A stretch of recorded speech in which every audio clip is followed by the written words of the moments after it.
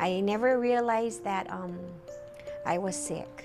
So I just went to Straub, and I thought I was going to get cough medicine, and I had to see a cardiologist. What he told me was I had idiopathic dilated cardiomyopathy. Basically, it meant that I had an enlarged heart and I would need a heart transplant. My whole life changed at that moment.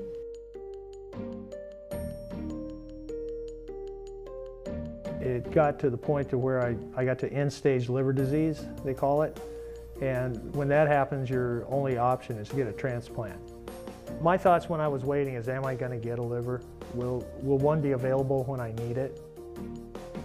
Well, at the age of 10, I was diagnosed with diabetes.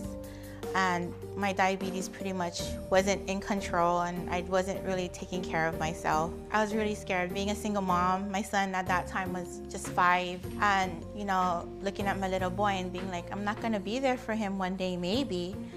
I knew transplant was gonna give me that opportunity to be there for him.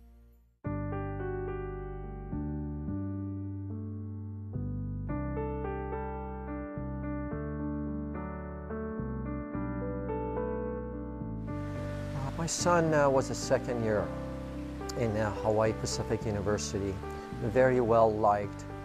He decided to go shopping with his friend, and they were heading back towards the dorm, him on a moped without a helmet. He hit the pavement and he was ejected headfirst to a tree. And that's where his life began a different chapter.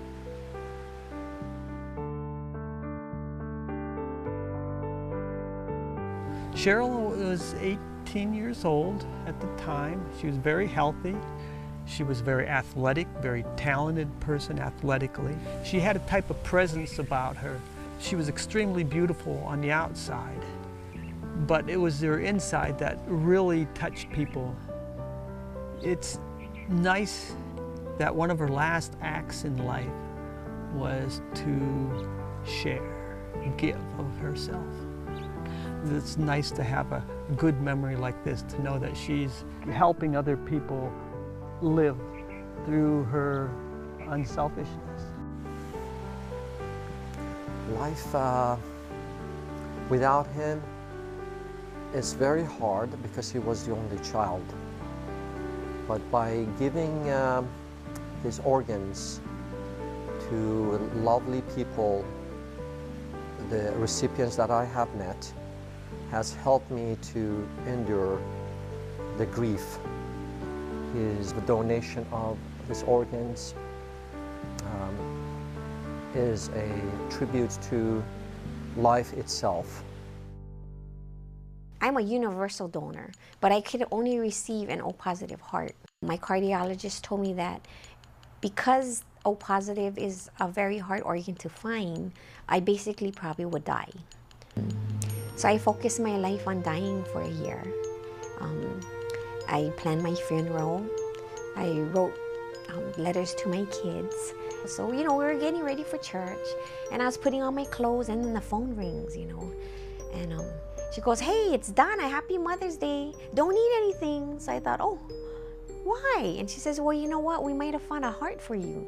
And, you know, at that moment, it's like my heart went to my stomach, and I thought I was in dreamland because I thought that would never happen. The waiting was really horrendous, I guess, because it was like I was so anxious.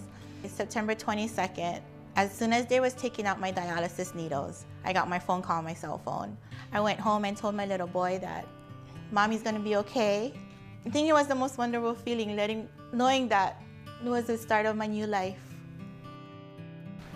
If I could speak to my donor's family, I would tell them what my life is like now. I would tell them how wonderful and the chance that they gave me to be able to watch my grandkids being born, to be able to see my son graduate from high school, to tie his tie at his prom, you know, and see him go off in the limousine. I would tell them how wonderful it is to go back to school, to become a medical social worker and be able to give back. It's just great. I enjoy my children again, and I'm able to do things that I couldn't do before. And it seems like I even have more energy than I did before I was sick. Go talk to someone and go get more information about it. And if you do, you'll understand what a wonderful thing it really is. For me, organ donation gets me up. It gives me life, and until the day I die, I will treasure my heart. So. Life is worth giving.